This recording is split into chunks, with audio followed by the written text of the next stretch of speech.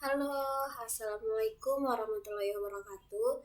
Selamat pagi, kami dari kelompok 6 akan membahas tugas proyek mengenai pencatatan laporan keuangan UD Bakso Bakar atau menggunakan aplikasi Siapik. Sebelumnya kami di sini beranggotakan 6 orang. Yang pertama saya sendiri Cika Aprilia, kemudian ada teman saya Tri Elkana Sinaga, ada teman saya Lewi Putri Naibaho, dan ada teman saya Huida.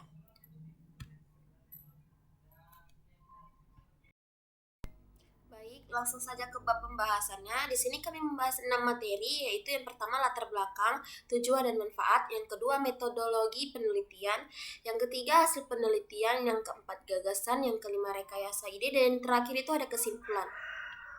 Baik, di sini saya membahas mengenai latar belakang, yaitu latar belakangnya aplikasi Apik adalah aplikasi akuntansi sederhana yang didesain oleh Bank Indonesia untuk para pelaku UMKM agar dapat dengan mudah membuat laporan keuangan secara sederhana, baik melalui handphone maupun melalui komputer.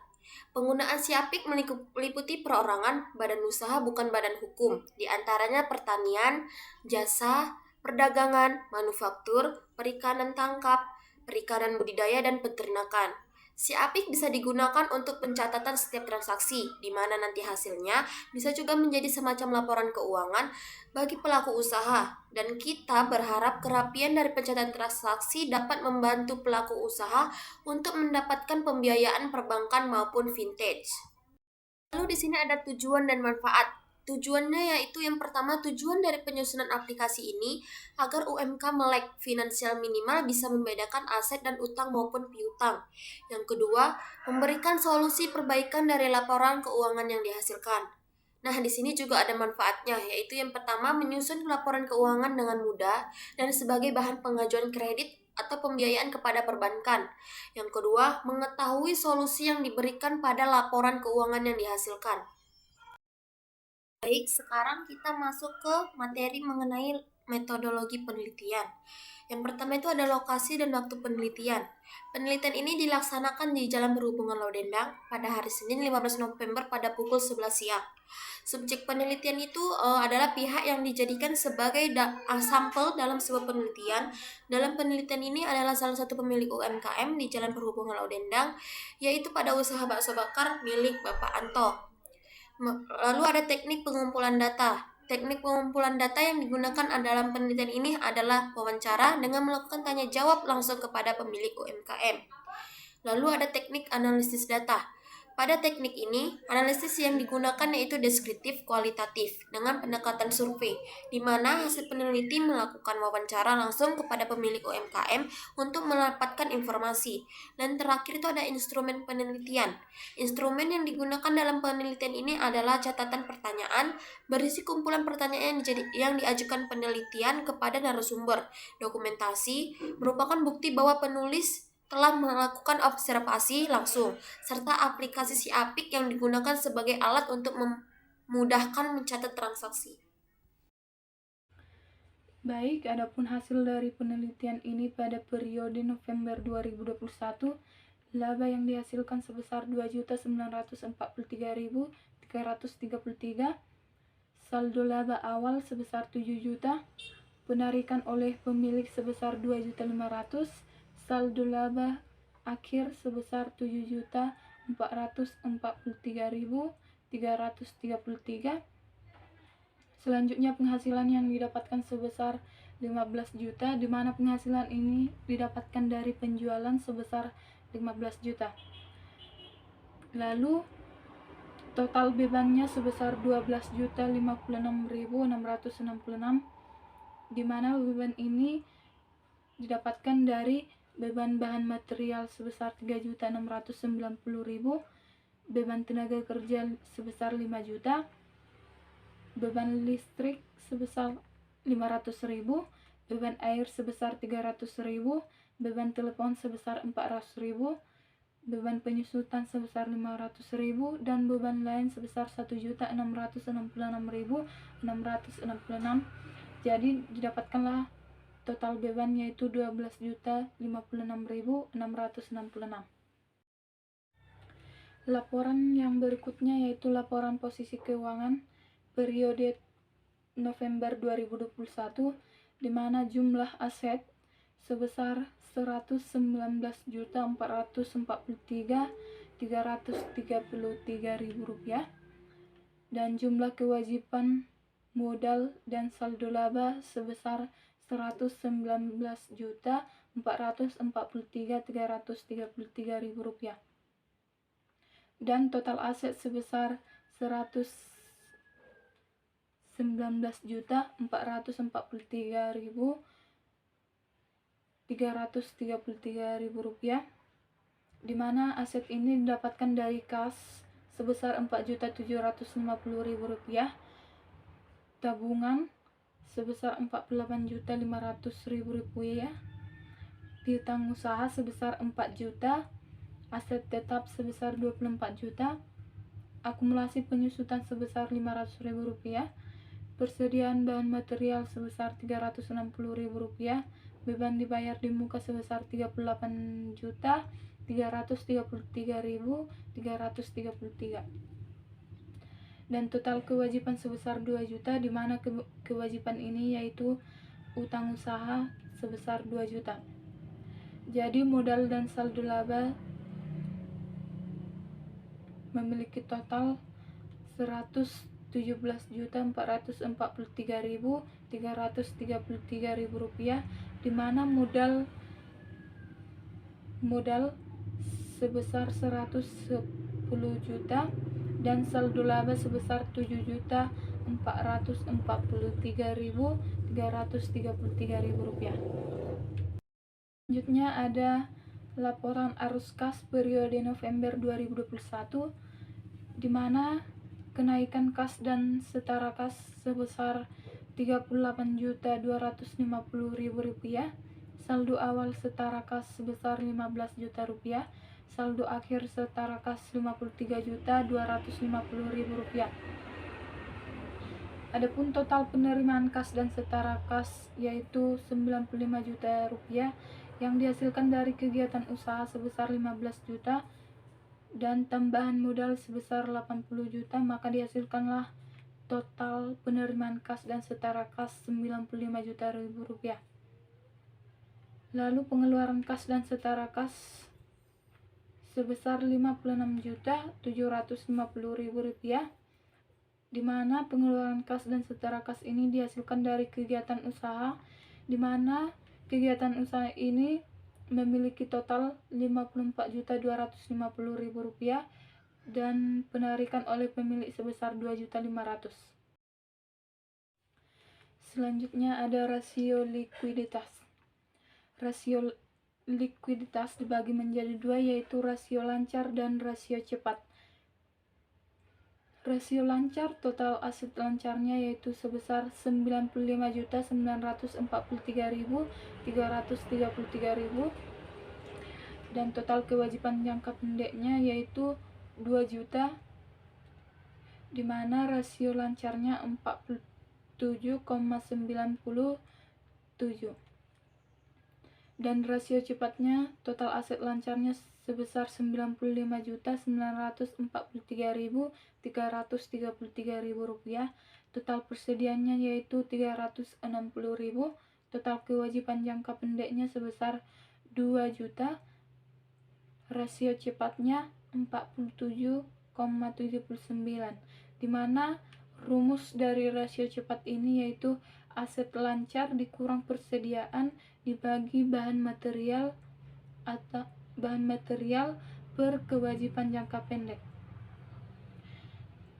Nilai rasio cepat adalah sebesar 47,79, artinya nilai aset lancar setelah dikurangi nilai persediaan atau bahan material mampu membiayai kewajiban jangka pendek sebesar 47,79 kali atau sebesar Rp47,79.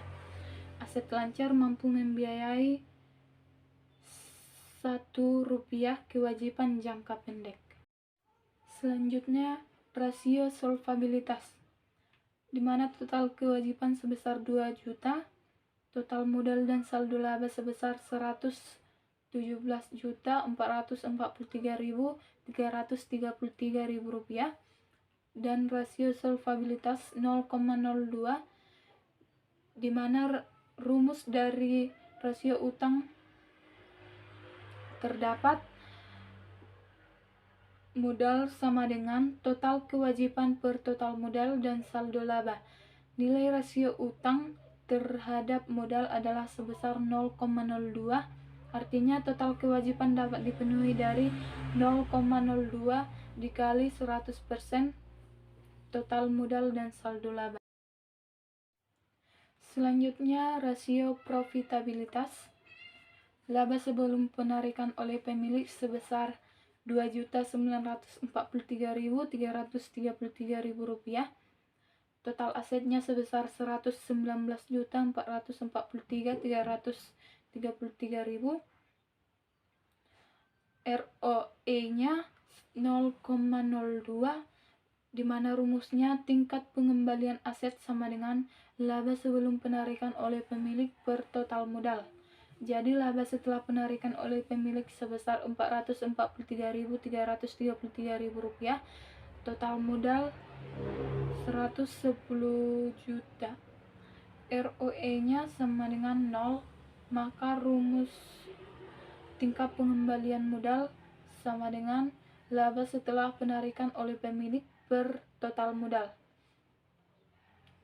Adapun penjelasannya, nilai tingkat pengembalian modal adalah sebesar 0,004, artinya laba setelah penarikan oleh pemilik dapat mengembalikan 0,004 dikali 100% modal dan saldo laba. Materi selanjutnya, gagasan. Banyak dijumpai masyarakat Indonesia yang membuka usaha mikro kecil menengah. Namun, banyak pula dijumpai pelaku UMKM yang tidak membuat laporan keuangan. Mereka tidak membuat laporan keuangan dikarenakan ada yang tidak tahu, beralasan ribet, dan tidak sempat. Kondisi ini sangat memprihatinkan, karena laporan keuangan adalah suatu hal yang penting sekalipun ia adalah pengusaha kecil-kecilan. Laporan keuangan berguna untuk melihat sudah sejauh mana kestabilan pengeluaran dan pemasukan bagi si pelaku UMKM. Adapun salah satu pelaku UMKM yang usaha dagangnya kami analisis, yaitu usaha dagang bakso bakar Anton. Analisis transaksi yang kami lakukan yaitu menggunakan aplikasi Si Apik dengan menjelaskan kepada pemilik usaha bagaimana cara pencatatan laporan keuangan dengan mudah dan sederhana. Pada dasarnya, transaksi yang terjadi di perusahaan hanya ada dua, yaitu transaksi pemerolehan dana dan transaksi penggunaan dana. Berarti dalam perusahaan, yang perlu diperhatikan adalah dana kita berasal dari mana dan dana kita digunakan untuk apa saja. Berdasarkan dua jenis transaksi tersebut, bahwa contoh transaksi yang sering terjadi di perusahaan sebagai berikut.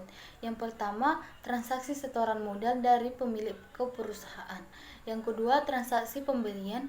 Yang ketiga, transaksi penjualan. Yang keempat, transaksi pinjaman dari luar. Yang kelima, transaksi pembayaran biaya. Transaksi dalam akuntansi selalu mendasarkan dari persamaan akuntansi.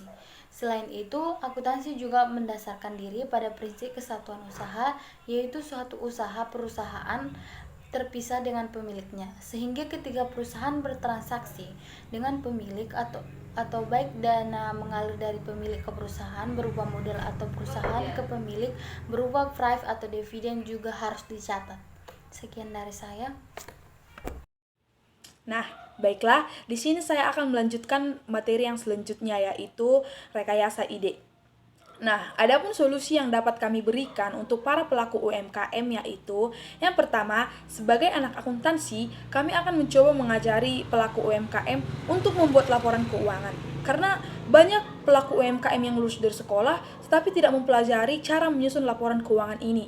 Nah, yang kedua itu, kami akan mencoba menyadarkan mereka bahwa penyusunan laporan keuangan itu sangatlah penting, supaya mereka tahu untung dan rugi dari usaha yang mereka perbuat. Yang ketiga, kami akan mengajari mereka memisahkan hasil usaha atau pendapatan dengan uang pribadi.